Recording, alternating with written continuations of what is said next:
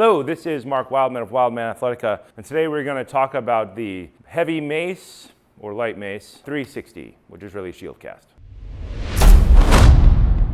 The Mace 360 is really a Mace shield cast, but as everybody in the fitness world does, they rename the exact same thing over and over and over again, so they can make new hashtags and do all kinds of weird fun things and put it in books and say new words. Our Mace 360 is like our single direction halo, is like our heavy club shield cast, and now we're going to do it with the mace. Because each one of those has a different length of a lever, each one has a different effect. They are all in the exact same family of movement. They are all the most important family of movement that there is for humans. This is the movement that separates us from everything else. The fundamental aspect of using tools is using levers to beat things to death if you want to go back 100,000 years in history. First, we have our Kettlebell Halo, where we start from our 90-degree position, 90 degrees on the arms. We don't let our elbows flare out. We squeeze them nice and tight together. We orbit around our head in a smooth movement. And in kettlebells, we use this usually as a shoulder warm-up and a core warm-up. Now with clubs, our two-handed shield cast, two hands on, top hand goes past the opposite ear.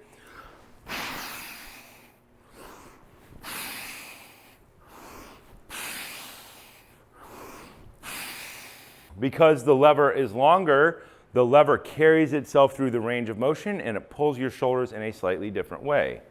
Now, we are going to use our steel mace. Let's start, same dynamics. If you know your halo and you know your shield cast, then you know your 360. If you don't know those things, go find those videos. Start with the kettlebell version first. Has the shortest lever, it is the least likely to do something weird to your shoulders because it is the most controllable. Two hands on. We are doing down here in the bottom section of the handle. You'll notice on these modern steel maces, there's knurling at the bottom section of the handle and in the middle of the handle. Two hands up. Same thing is true. Elbows are close to the body. When our elbow is close to the body, this allows our wrist to be flat. If our wrist is kicked out, it's a weird angle like this, then it's just going to be annoying over time. It's fine if the weight is light, it's bad if the weight is heavy. Same thing we want with kettlebells, same thing we want with clubs, same thing we want with maces, is the back of our hand to be nice and flat. We want to get rid of any of this weird angle that we have. We are going to go top hand past our opposite ear, and we are going to start to move through. With a mace, you can do this very slowly because it's a lightweight on a long lever. It's going to come up, go towards parallel. You will recognize this movement from the opening of the 1990s TV show Highlander. The exact same movement, ha, which is used in basically all martial arts as a weapon deflection and re-counterattack. The main thing that we want to get with our 360 is the big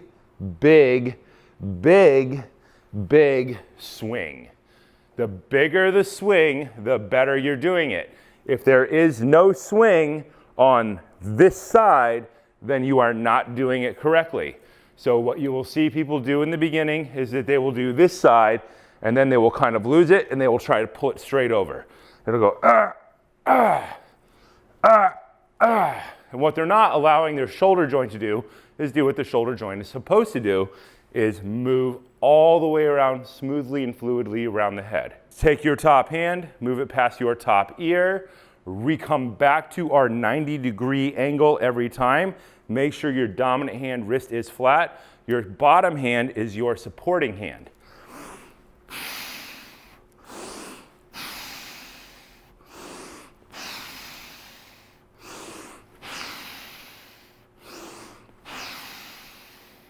There's something slightly different about a Mace 360 as opposed to a club 360. With a club 360, you're going to notice that there's a really hard controlled stop at the bottom.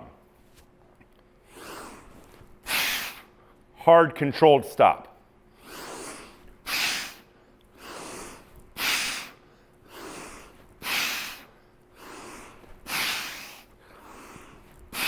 And that has to do with the length of the lever. With the mace, you can do a circle behind you, but you can also do a small circle with the handle in front of your body right here. Hard stop, no second circle.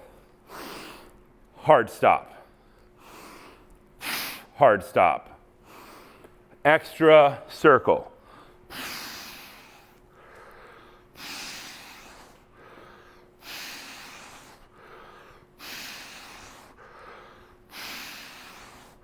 So what you'll notice is my hands are moving in a little extra circle in order to help carry the weight of the lever. Where instead of my hands coming, stopping, and moving again, from the pull, pause, push, the pull comes down, floats through the bottom, becomes a push. Let's move up in weight and show you a couple of weights. I think we have up to a 35 here. And let's move up through it so you can see how the body dynamics change slightly as the weight goes up.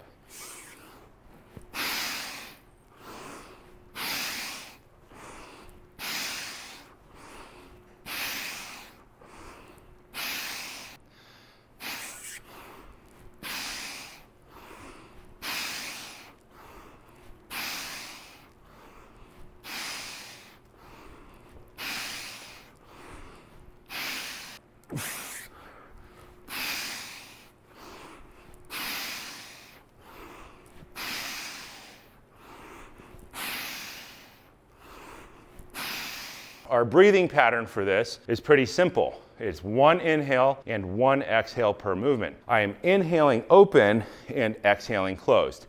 Inhaling when my rib cage is open so that I can suck in air. There's the most space in my rib cage, it's the most open it is. And then we exhale on the hard part, which is the contraction, the pullover. And that has everything to do with our lats and our abs and all this stuff up top. And the reason martial artists have been doing this exercise for years is because it is the foundation for the exact same move that you would do with swords, with sticks, or whatever. So here's a cold steel cutlass, and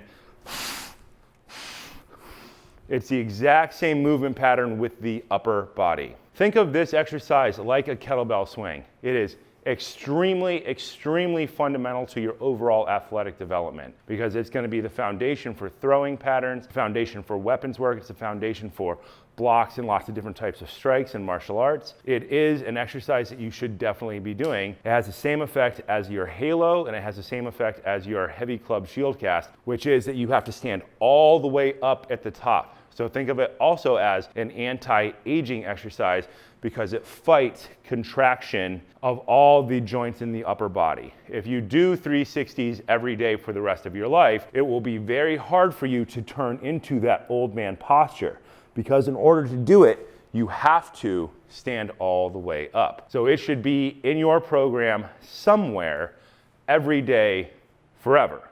It's like not a question. The same way swings should be in your program forever and presses and cleans should be in your program forever. There's no way out of it. You absolutely have to learn it and have to work on it with one of the three apparatus. This has been Mark Wildman of Wildman Athletica.